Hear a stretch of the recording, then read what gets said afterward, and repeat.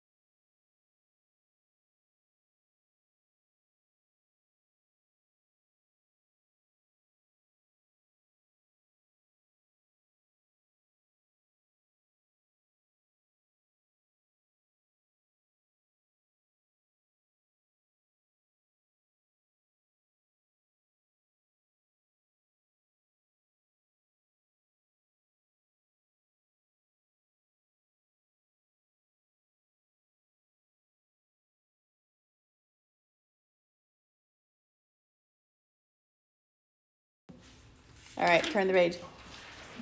For the photo at the left. The cost of membership in a health club includes a monthly charge and a one-time initiation fee. Find the monthly charge and the initiation fee. So they've given you this little information here. You have a monthly charge and an initiation fee. They didn't tell you either one. And so you have to set up variables for those. So we're going to say that X equals our monthly charge. So that's a per month amount, right? Monthly charge, and Y is going to equal the one time.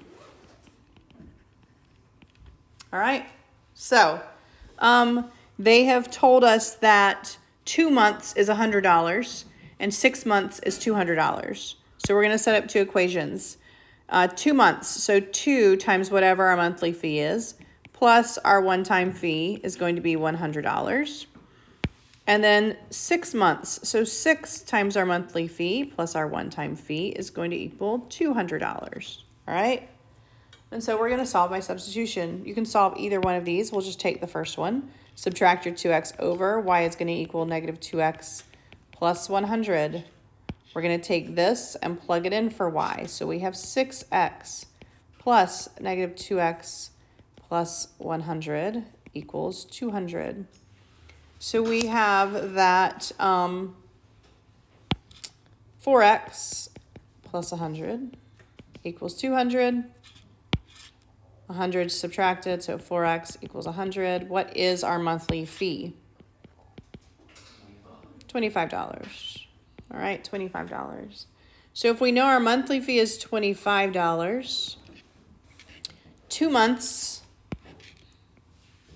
is going to be 100 altogether. We're just going to plug in that $25, subtract your 50, y is going to equal 50. So my initial amount is going to be $50.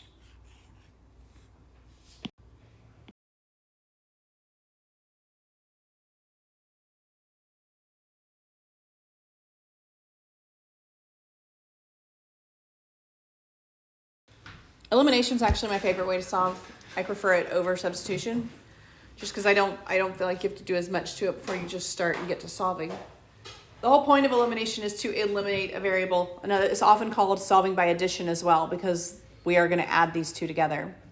So before we start solving by substitution, the first thing we have to look at is if we were to add these together, would a variable eliminate? Well, in this case, yes. You can see that if I add these together, I'm going to get 5x, but if I add negative 2y and positive 2y, I'm going to get 0y. That is your whole goal in elimination, is to eliminate a variable. So your first step is to say, can I eliminate? If not, we're going to do one where you can't, and you just have to multiply to get rid of it.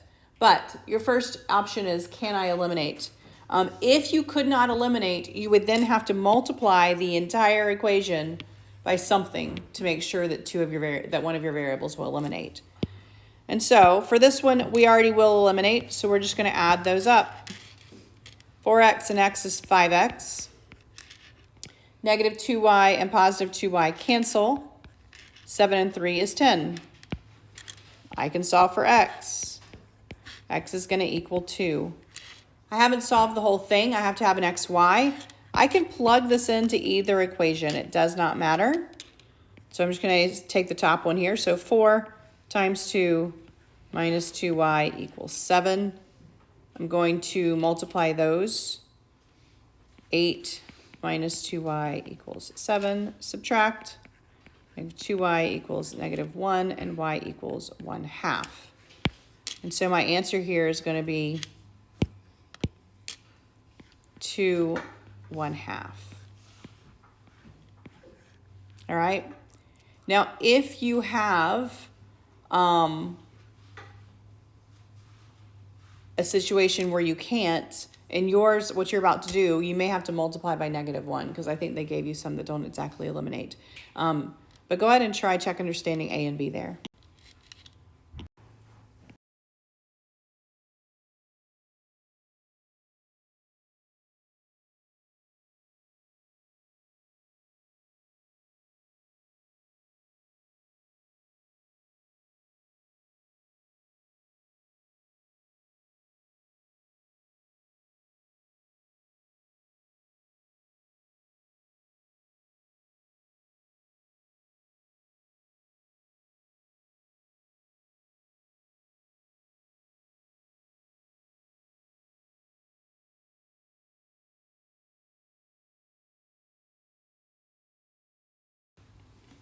So what you'll notice here is if I were to add these two, nothing would eliminate. And so we have to then figure out what is the easiest thing to eliminate. All right, what's the easiest thing to eliminate here? And honestly, with these, I don't know that anyone's easier than the other. Eliminating the x, you're going to have to get a least common multiple of 15 there. Eliminating eliminating the y, you're going to have a least common multiple of 14. I also look at it as one already positive and one already negative. So if they're just as easy as far as least common multiple goes, then if I already have a positive negative, I'm going to choose that variable because I don't have to worry about multiplying by negative. But honestly, it doesn't matter. In this case, they're both positive. You're going to have to multiply both sets of equations. Nothing's easier to eliminate here. So just choose one. They actually eliminated y, so we can do what they did. If I eliminated y, that means I need a least common multiple between 7 and 2, which is 14. And so to get to 14, the top equation is going to have to be multiplied by 2. I need one of them to be a positive 14 and one to be a negative 14. So I'm going to multiply the bottom equation then by negative 7. All right, because I am trying to eliminate a variable. And you have to multiply to every piece of it all the way across the equal sign. Whatever you do to one side of an equation, you have to do to the other. So the top equation is going to end up being 6x plus 14y equals 30.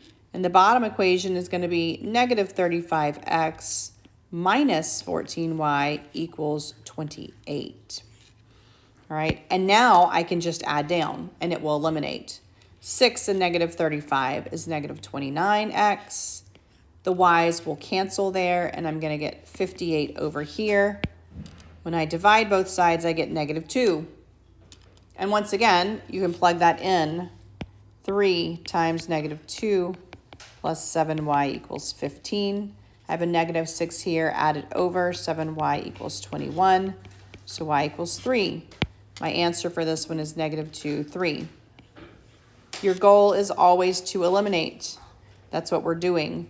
So the check understanding says, explain then how you would solve this by eliminating x. Well, what would you need to do?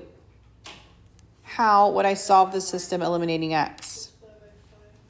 Yeah, so I'm going to have to multiply it by 5 on the top and what on the bottom? Negative 3. That's all we're doing here. There are special cases, just like when you're graphing. This is the same problem, right? This is the same exact problem as what we graphed. When you graph, if they intersect, you get 1 point. They can be the same line or they can be parallel. This can also happen with these. Now, if you're solving by any method, and you can set it up in slope-intercept form and show that it is going to be either parallel or whatever, you can do that, all right? But I will say that I want you to recognize the answer. So if you just see this and say, oh, I'm going to add down. When they added down, they got a true statement. 0 equals 0.